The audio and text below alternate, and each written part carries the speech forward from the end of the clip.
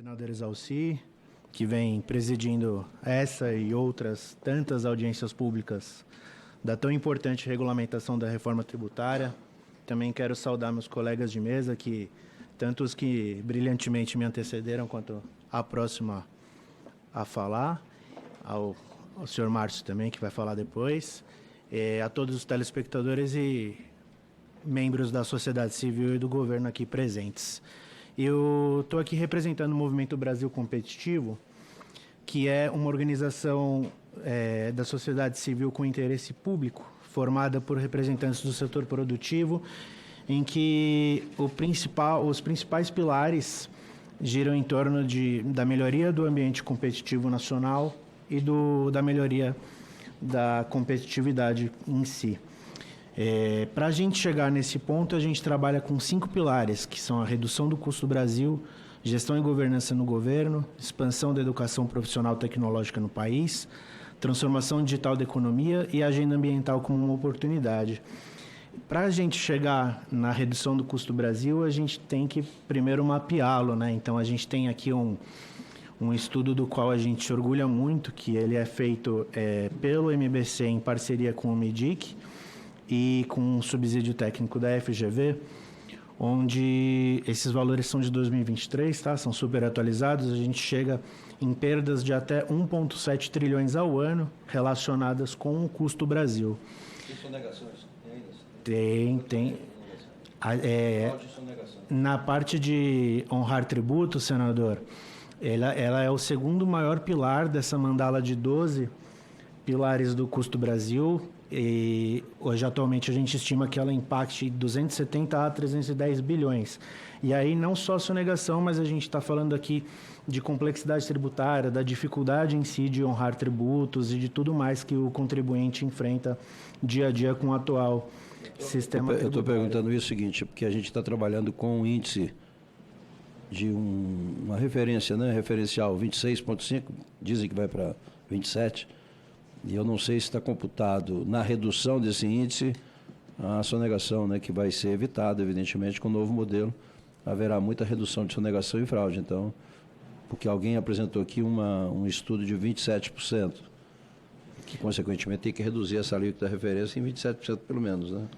É o que a gente espera. Caso caia a sonegação... Por isso que é importante esse dado, é importante para nós. Sem dúvidas, é mais um motivo para derrubar a alíquota.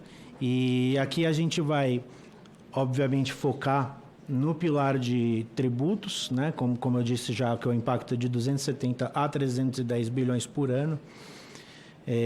Olhando para esse impacto, nós nos organizamos para chegar a algumas alterações que a gente considera muito importantes ao texto. Essas alterações, elas foram feitas com base em 5 pilares, então a gente sempre olha para alterações textuais que sejam transversais, então alterações que não impactem um único setor, mas que impactem a todos os setores de maneira benéfica.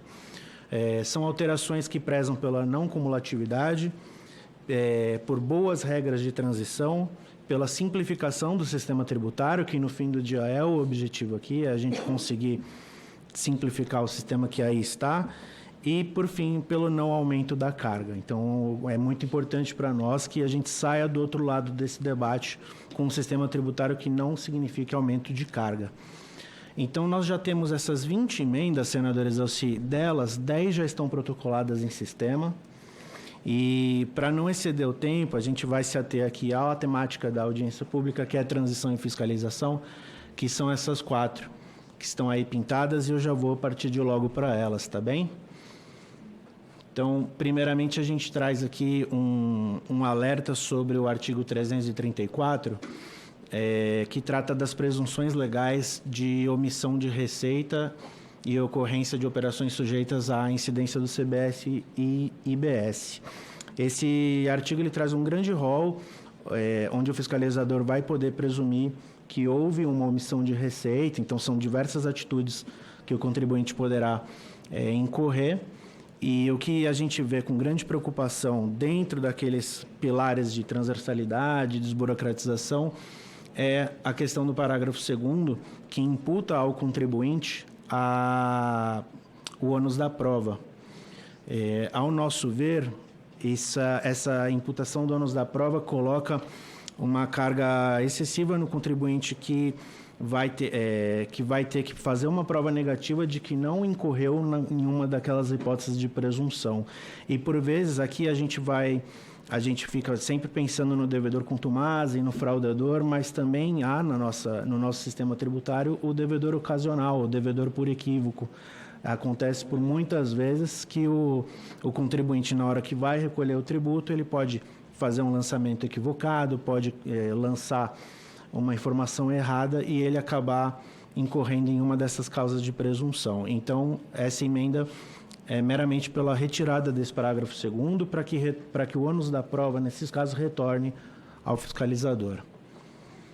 A segunda emenda que eu quero trazer aqui é com relação ao regime especial de fiscalização. Nós temos uma multa de ofício que pode ser aplicada aos contribuintes que reincidirem na causa que os colocou no regime especial de fiscalização. Então, eu já faço aqui um parêntese que o regime especial de fiscalização para nós é importante.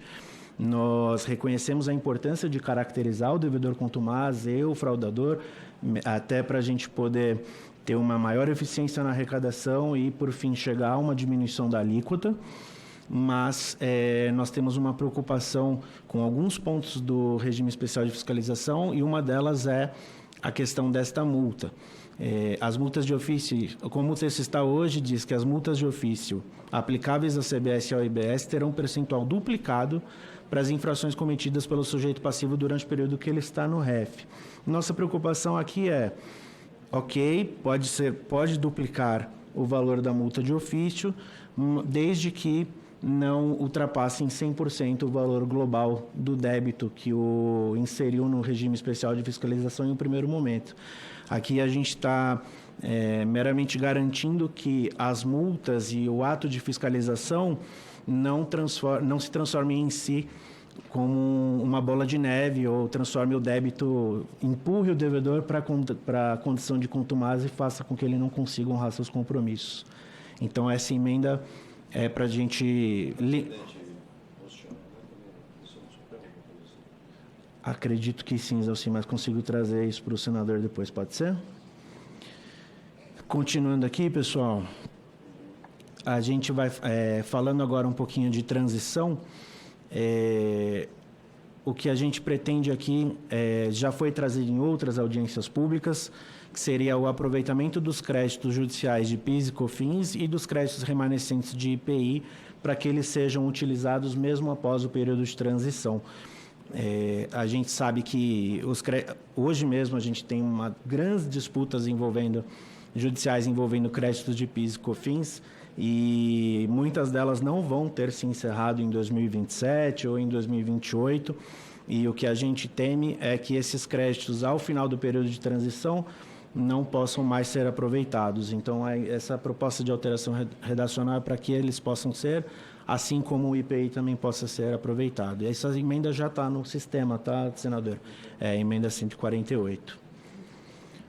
Por fim, aqui, aproveitando o nosso tempo, tratando ainda de regime especial de fiscalização, nós olhamos com alguma preocupação a inclusão no regime especial de fiscalização de devedores que tenham meramente incorrido em erro ou devedores de boa-fé que não sejam contumazes, mas que por algum motivo tenham se equivocado no lançamento ou sejam devedores ocasionais.